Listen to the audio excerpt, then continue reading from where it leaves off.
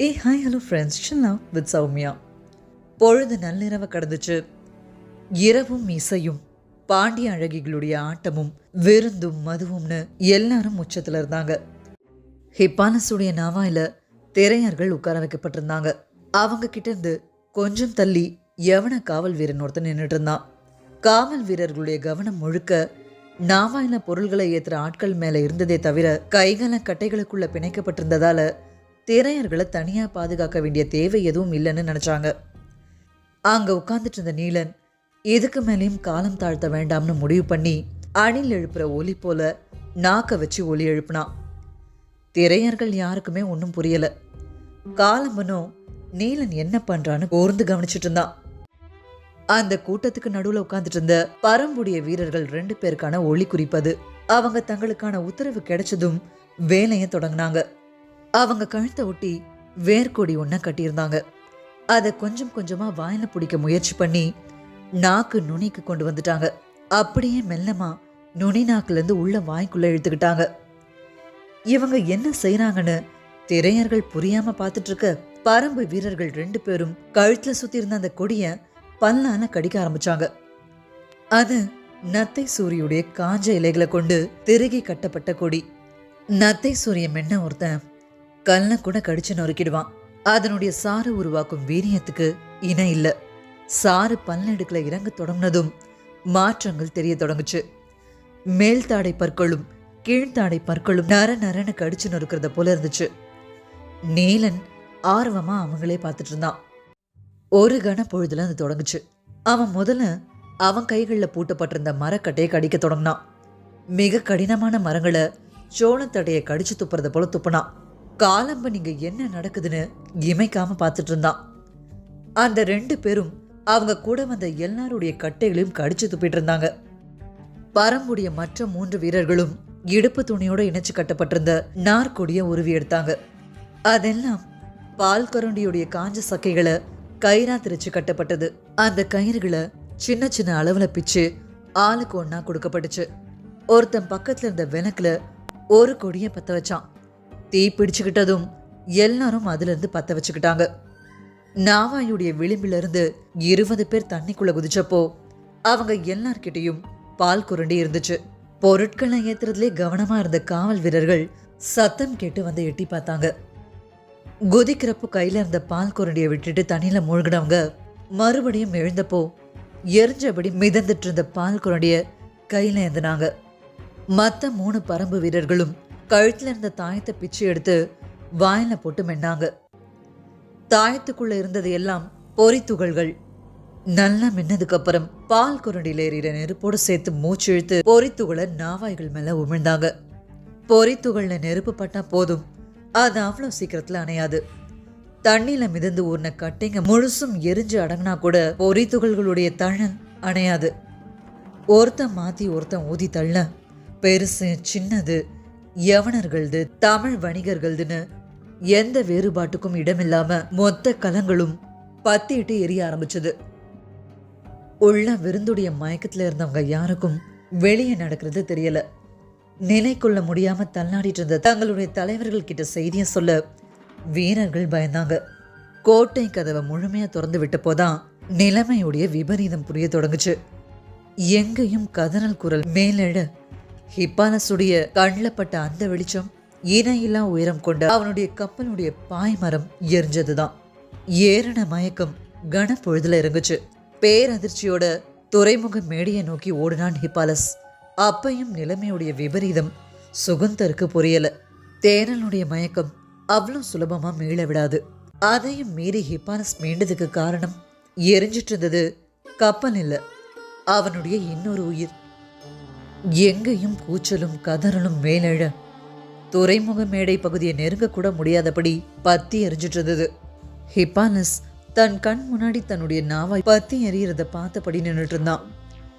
யவன வீரர்கள் தங்களோட தளபதியோட நாவாயவாச்சும் காப்பாத்திடலாம்னு எவ்வளோ முயற்சி செஞ்சும் எதுவும் நடக்கல.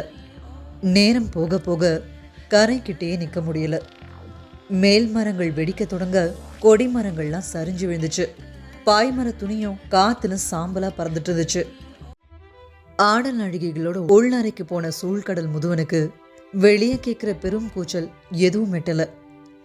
பெரும் கலங்கள் வெடிச்சு திரிக்கிற ஓசை கூட அவரை போய் சேரல. எழும் கரும் புகையால மூச்சடைச்சப்பதான் வெளியவே வந்தார். அப்போ அவருடைய சிறப்பான கலமான கடற்குதைய நெருப்பு முழுமையா அணைச்சு பிடிச்சிட்டு இருந்துச்சு. துறைமுகம் ஒண்ணு முழுசா எரியறத உலக பெருவணிகர்கள் எல்லாம் ஒண்ணு கூடி பார்த்துட்டு இருந்தாங்க. காலம்பனுடைய கண்களோ கருங்கை வாணனையும் இதயனையும் தேடிச்சு. ஆனா அவங்க அங்க இல்ல. பாண்டிய இணைமீன் கவசத்தை அணிஞ்சபடி எவன் எதிர்க்க வந்தாலும் அவன் காத்துல வீசப்பட்டு இருந்தான்.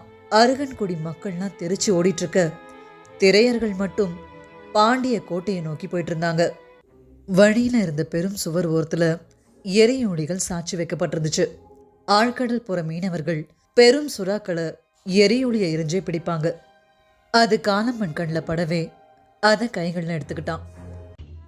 எல்லா கலங்களும் எரிஞ்சிட்டு இருக்க கடைசியா நின்றுட்டு இருந்த கலமுனத்துல ஏற்கனவே அவங்க வச்சிருந்த அடிமைகளுடைய கதறல் சத்தம் கேட்டுச்சு. கை கால்கள்ல விலங்குகள் இருந்ததால அவங்க யாராலையும் தப்பிக்க முடியல. உடனே திரையர்கள் சில பேர் அவங்கள காப்பாத்தினாங்க. ஆனா காப்பாற்றப்பட்டவங்க யாரும் தப்பிச்சு ஓடாம மறுபடியும் களம் நோக்கி கதறினபடி நெருங்கினாங்க. காரணம் புரியாம நீலன் பார்த்தப்போ மீகான் நிக்கிற கூம்பு மேடையில ஒருத்தன் கட்டப்பட்டிருந்தது தெரிஞ்சது. என் தலைவனை காப்பாற்றுங்கள்னு அவங்க கதறினாங்க. துணிஞ்சு மேலே என்ன திரையர்கள் அவனை தூக்கிட்டு வந்தாங்க. உடல் எல்லாம் செதில் செதிலா பிளவுற்று இருந்த அவன் அரை மயக்கத்துல இருந்தான். விடுவிக்கப்பட்ட அடிமைகள் அவனை தங்களுடைய உயிரா தாங்கிக்கிட்டாங்க. அதை பார்த்துட்டு இருந்த நீலனுக்கு விடுவிக்கப்பட்டவங்க அவங்க உயிர் பிழைச்சா போதும்னு ஓடுறதுக்கு பதிலா அவங்க தலைவனை காப்பாத்துற வர அந்த நெருப்பை விட்டு அகலாம இருந்தது பெரும் வியப்பை ஏற்படுத்துச்சு. பாண்டிய வீரர்கள்லாம் பத்தி எறிகிற கலங்களை நோக்கி ஓடினதால கோட்டைக்குள்ள பரம்பு வீரர்கள் நுழைறப்போ அவங்கள கேட்க அங்க யாரும் இல்ல. அங்க இருந்த எல்லா தேவவாக்கு விலங்குகளையும் கூண்டோட தூக்குனாங்க திரையர்கள். கட்டுத்தரையில குதிரைகள் நிறைய நின்றுட்டு இருந்துச்சு. பாண்டிய வீரர்கள் நெருப்பு தழல்ல நெருங்க முடியாம போராடிட்டு இருக்க இளமருதனும் தன்னால முடிஞ்ச எல்லாத்தையும் செஞ்சு பார்த்தான். அப்போதான் ஓடி வந்த வீரன் ஒருத்தன் செய்தி சொன்னான். உடனே தன்னுடைய வீரர்களோட பாண்டிய கோட்டைக்கு ஓடினான். ஆனா கோட்டைக்குள்ள நுழையிறப்போ தேவாங்க தூக்கிக்கிட்டு அந்த கூட்டம் எப்பயோ போயிடுச்சு. இந்த இரவு நேரத்துல எப்படியும் ரொம்ப தூரம் போயிருக்க முடியாதுன்னு முடிவு பண்ணி அவன் படையோட அவங்கள பின்தொடர்ந்து போனான். காலம்பன் நீலன் உட்பட விடுவிக்கப்பட்ட அடிமைகள் கூட அடிபட்டு கிடக்கிற அவங்களுடைய கூட்ட தலைவன் மற்ற பரம்பு வீரர்கள் திரையர்கள்னு எல்லாரும் குதிரைகள்ல வேகமா போயிட்டு இருந்தாங்க. அவங்கள தாக்க பின்தொடர்ந்து வந்த பாண்டிய வீரர்களை சரமாரியா எரியோலிகளை கொண்டும் தாக்குற வேட்டை தொடங்கிருந்துச்சு. காலம்பன் வீசின எரியோலி வந்துட்டு இருக்கவங்களுடைய உடல்களை இடைவிடாம துளைச்சி வெளியேறிட்டு இருந்துச்சு. அந்த சின்ன படையை அடிக்க தன் வீரன் ஒருத்தனே போதும்னு அவன் நினைச்சிட்டு இருக்கப்போதான் கொஞ்சமும் எதிர்பார்க்காத விஷயம் நடந்துச்சு. முன்னாடி போயிட்டு இருந்த நீலனை அழிக்க மின்னல் வேகத்துல ஒரு குதிரை பாஞ்சு போயிட்டு இருந்துச்சு. கண் இமைக்கிற நேரத்துல பாஞ்சு போச்சு ஆலா. ஆலான்றது இளமருதனுடைய குதிரை பெயர்.